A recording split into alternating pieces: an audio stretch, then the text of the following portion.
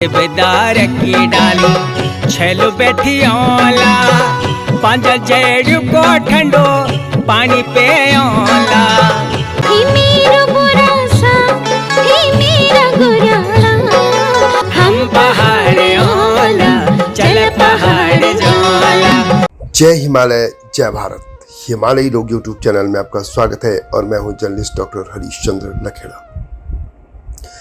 आप जानते हैं कि भगीरथी और अलकनंदा जब देवप्रयाग में मिलती हैं तो उसके बाद ही गंगा कहलाती है। लेकिन इन दो धाराओं में से जो कि गंगा की प्रमुख धाराएं हैं, इनमें से प्राचीन कौन सी है, भगीरथी या अलकनंदा?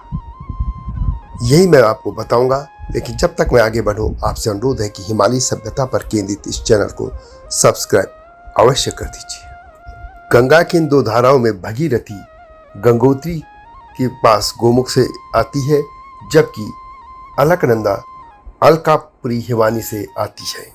इन दो धाराओं में से यदि पौराणिक कथाएं हों या आज के वैज्ञानिक तथ्य, इनसे साबित होता है कि अलकनंदा ही प्राचीन गंगा थी और जिसका जन्म हिमालय के बनने से पहले हो चुका था। और वैसे भी यदि नदियों की हम लंबाई को नापने की बात जहाँ करते हैं और जहाँ से ज़्यादा धारा लंबी दिखती है उसी नदी को वहीं से माना जाता है, तो भगीरथी से ज़्यादा लंबी अलकनंदा है। और यदि इस हम गंगा की स्रोत की बात इस हिसाब से कहें तो भगीरथी के बजाय अलकनंदा ही बनेगी। भगीरथी नदी को लेकर यही कथा है कि इक्ष्वाकुवंशी सम्राट सगर के पौत्र भगीरथ के भगीरथ प्रयासों के कारण जब ये नदी पृथ्वी पर आई थी, यानी भगवान शिव की जटाओं में आई थी और पहले ब्रह्मा जी के कमंडल से, तो उसके बाद जो गंगा जी की कई धाराएं निकली थी उसमें एक भगीरथी थी, अलकनंदा थी और भी जो सब नदियां हैं वहाँ की उन्हीं धाराओं से निकली थी।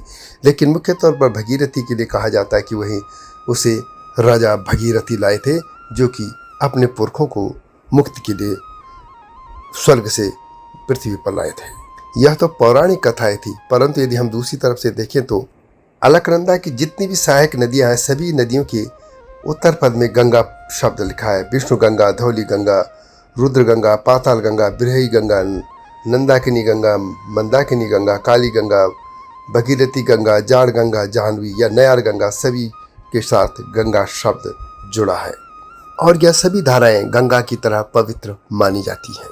इसके अलावा जो पांचों प्रयाग हैं, विष्णु प्रयाग, नंद प्रयाग, कर्ण प्रयाग, रुद्र प्रयाग, देव प्रयाग, सभी अलकनंदा के तट पर स्थित हैं। हिमालय की जो चार धाम है उसमें जो प्रमुख दो तीर्थ हैं उसमें बद्रीनाथ जी, केदारनाथ जी दोनों ही अलकनंदा की घाटी में हैं, न कि भगीरथी घाटी में। पुराणों की हम बात करें तो पुराणों के अनुसार विश्व के 7 महाद्वीपों में मध्य का द्वीप जम्बू द्वीप है, जिसके मध्य में स्वर्णिम आभामय यानी मेरु पर्वत स्थित है। विष्णु पुराण के अनुसार सबसे बड़ी गंगाएं निकलकर 4 दिशाओं में जाती हैं। वंशु पश्चिम से, सीता पूर्व में, भद्रसोमा उत्तर में और अलकनंदा दक्षिण की ओर बहती है।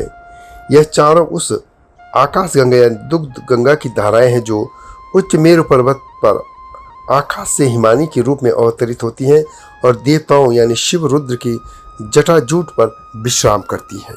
अलकनंदा जो शब्द है उसकी व्युत्पत्ति इस कथन पर एक ऐतिहासिक तथ्य भी बनाती है। अलककेश यानी नंदा पुत्री ये नंदिता, 4 ये जो गंगाओं की बात हुई है उसमें एक अलग गंगा जो है अलकनंदा को माना गया है। अतः अलकनंदा ही प्राचीन गंगा है। वैज्ञानिकों एवं इतिहासविदों ने वंश को आमोदर्ता, सीता को तारिणी यारकंद, चीनी नाम सीतो तथा भद्रसीमा को सरदरिया, यूनानी नाम जक्सरटीन से पहचाना है। यह अलकनंदा का जन्म हिमालय से पहले हो चुका था। यह मेरु पर्वत ऐसा क्षेत्र जो ऊंचा है तथा जल विभाजन का काम करता है। संस्कृत में इसमें मेरुपाद यदि पाद मेरु कहा जाता है तथा फारसी में पामीर पाई मीर नाम से इसे जाना जाता है। Doctor K. N.. दफ्तरी ने अपने ग्रंथ द एस्ट्रोनॉमिकल मैथड में तथा डॉक्टर वासुदेव शरण अग्रवाल ने मार्कंडेय पुराण तथा सांस्कृतिक अध्ययन में मेरु की पहचान पामीर पठार से की है, जिसे ईरारी बाँ में दुनिया इन्हें संसार की छत कहते हैं। इससे अनेक भारतीय अभारतीय गंगाएं निकलती हैं और इसी से पुराणों ने बर्फ के प्रतिरूप धाराओं को गंगा का सामूहिक नाम दिया है। यह मेरु पर्वत हिमालय से भी पुराना है। माना जाता है कि 7 करोड़ वर्ष पूर्व हिम श्रृंखलाओं के उठने बनने की प्रक्रिया शुरू हुई थी और 33 महासागर लुप्त हो गया था। 2 करोड़ वर्ष पूर्व जब हिमालय पूर्णतः उभर गया तब गंगा यानी अलकनंदा अपने शैशव काल में थी। इस समय एक विशाल हिमनद बद्रीनाथ की अलकनंदा घाटी में सरकता था, जिसमें ऊपर वसुधारा की घाटी में बहने वाला हिमनद मिलता था। हिमनद खिसकते रहे, कटाव होते रहे और हिमालय में गहरी घाटियां गहराती गई। अतः यदि हिमालय की गहरी घाटियां न बन पाती तो हिमालय चोटियां भी अधिक ऊंची न हो पाती। आज अलकनंदा हिमनद लुप्त हो चुका है। अतः यह तथ्य सामने आता है कि अलकनंदा ही भगीरथी से कहीं पुरानी है। डॉक्टर शिव प्रसाद नैथानी अपनी पुस्तक उत्तराखंड गढ़वाल की संस्कृति, इतिहास और लोक साहित्य में लिखते हैं कि अलकनंदा के किनारे ही वे साथ, वाह, रणगमन, धर्म विजय तथा यात्रा के पथ हैं, जिनसे होकर भूटान्ते, किरात, परतंगण, तुषार, दरद, कोल, खश, भूट, चीन देश और हूण देश के लोग तथा मानधाता से लेकर पाल वंशीय सम्राट, परिव्राजक, ह्वेनसांग सदृश भिक्षु, शंकराचार्य जैसे दंड्य सन्यासी और गुरु गोरखनाथ जैसे नाथ और उनकी परंपरा के अनुयायी युगों से आते जाते रहे हैं। पांडवों की स्वर्गरोहण परंपरा में सतोपंथ, भृगुपंथ और महापंथ तथा नंदा हिमालय में आत्मोत्सर्ग की कामना से 1860 ईस्वी तक हजारों यात्री परशुवर्त इसी की तीर से होकर आते रहे तथा आज लाखों यात्री केदारनाथ, बद्रीनाथ की यात्रा पर इसी क्षेत्र में आते हैं।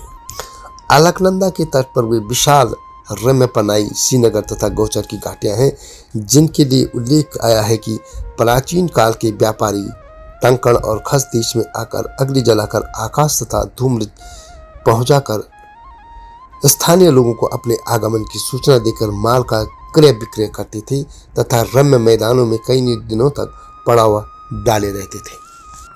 अलकनंदा घाटी से ही पांडव साहसिक दुर्गम यात्रा पर कुनिंद जनपद में पहुंचे थे तथा उन्हें यात्रा पथ में उशीर बीज, मैनाक, श्वेत पर्वत, कालशैल, मंदराचल, गंधमादन तथा कैलाश के दर्शन हुए थे और यमुना, अलकनंदा, नंदा, अपरनंदा, कौशिकी तथा बद्रिकाश्रम मिले थे। महाकवि कालिदास ने भी मेघदूत में अलकनंदा के स्रोत प्रदेश से लेकर गंगा द्वार तक के महत्वपूर्ण स्थानों का वर्णन किया है। अलकनंदा के तट पर भी करतारपुर तथा श्रीनगर जैसी प्रसिद्ध राजधानियां रही हैं। तो इस तरह यह तथ्य है कि अलकनंदा ही प्राचीन गंगा थी और जो कि भगीरथी से पहले ही हिमालय क्षेत्र में अस्तित्व में आ चुकी थी। वैसे तो हिमालय क्षेत्र में जितनी भी गंगा की और उसकी सहायक नदियां हैं सभी को एक समान माना जाता है, लेकिन चूंकि एक नाम भगीरथी से जुड़ा है और वो भगीरथी जो कथा है गंगा के स्वर्ग से अवतरण होने की, वह इसलिए उससे जुड़ जाती है, लेकिन वास्तव में प्राचीन गंगा अलकनंदा ही है। इसीलिए तो जितना भी गढ़वाल क्षेत्र में ये पौराणिक हो या दूसरा इतिहास रचा गया हुआ अलकनंदा के किनारे पर ही रचा बसा गया था। पंचबद्री, पंच केदार और पंच प्रयाग इसी घाटी में है, यानी अलकनंदा घाटी में। तो यह कथा आपको कैसे लगी कमेंट में अवश्य लिखें और इस तरह की नई नई जानकारियाँ लेकर आपके पास आता रहूँगा। बस आपसे अनुरोध है कि हिमालय सभ्यता पर केंद्रित इस चैनल को सब्सक्राइब अवश्य कर दीजिए जिन्होंने अब तक ऐसा नहीं किया है। वीडियो को शेयर भी कीजिए, लाइक भी कीजिए और नए मुद्दे के साथ शीघ्र आपके सामने आऊँगा। तब तक जय हिमालय, जय भारत। हिमालय पे पेड़ हो तो गीत गाएंगी नदियाँ, गीत गाएंगी नदियाँ। पेड़ों पे चिड़िया है तो गीत गाएंगी नदियाँ, पेड़ों पे चिड़िया है तो गीत गाएंगी नदियाँ। माँ की लोरी जैसे होते हैं नदियों के गीत।